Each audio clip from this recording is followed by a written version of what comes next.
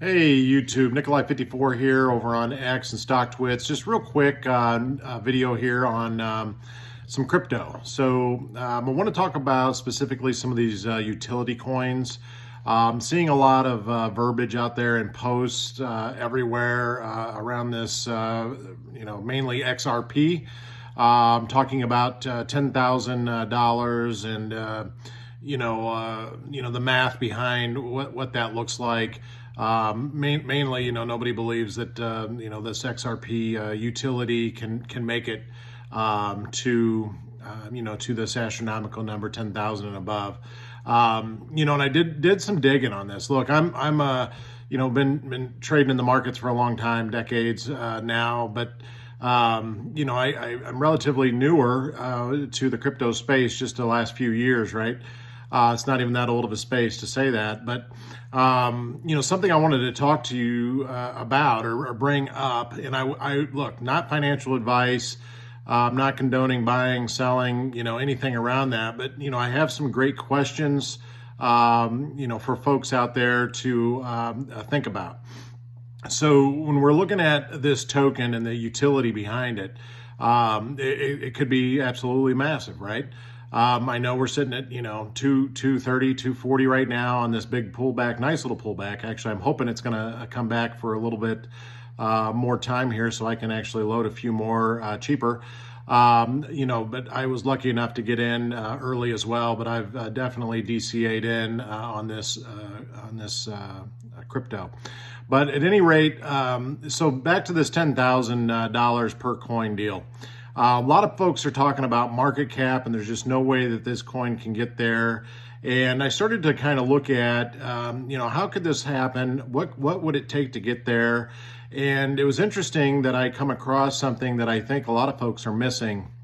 And as this utility case grows for, XRP, XLM, HBAR, XDC is another one, those ISO coins, right?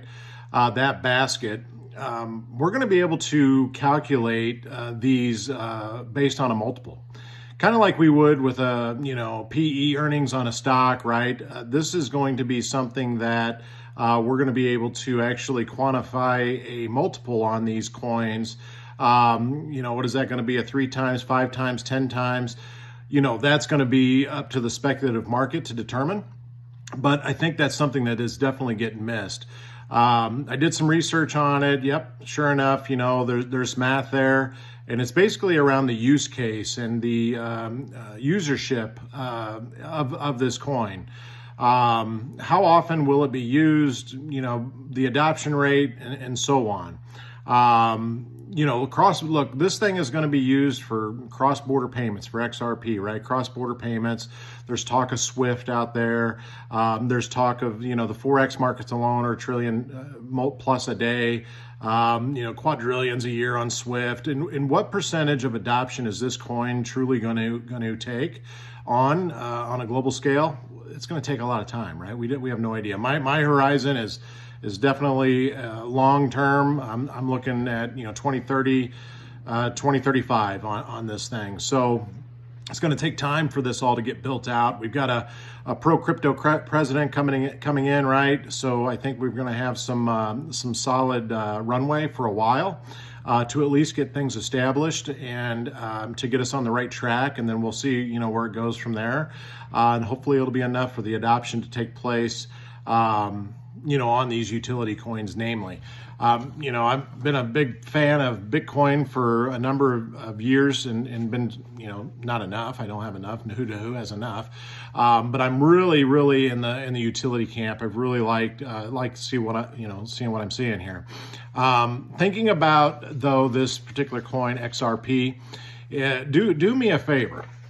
Okay, and I'm not going to just hand feed, because I don't want this to be a video about this guy saying this is the way this is, and he's crazy, but do me a favor and just go out to your favorite AI, whatever that is, that's ChatGTP or something else, and just ask ChatGTP, okay, or whatever AI you like to use, if all the debt was parked on the XRP ledger by central banks around the world, what would the price of XRP be?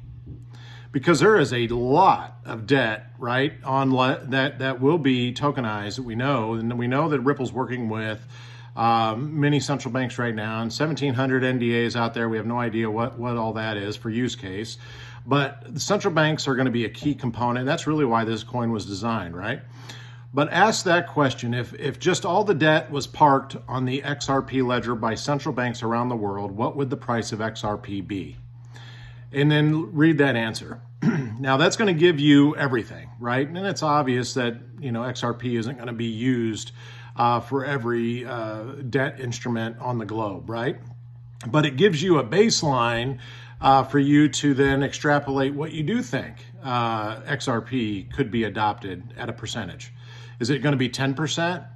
Then take 10% of the number that the AI is going to give you, right? Is it going to be 20%? Do we think that it could be 30, 40, or 50% in longer term? What will that adoption be? And I should preface here again, this isn't necessarily just for XRP, but that's the main one that I've been following and hearing this $10,000 valuation on, whether or not it can or cannot happen. Now, you're going to get that number, okay? And it's probably going to be surprising to you. And keep in mind that the importance here is that this debt will be tokenized and it's not going to be moving around. It's going to be sitting there, right? So it's going to need to be those coins taken out of circulation, correct? Right? Tell me if I'm wrong, but when this debt all gets tokenized, this asset, before it gets moved around in whatever derivative form or whatever it's going to move to, it's going to have to sit there on ledger, right? So it's going to be an interesting number that you're going to get.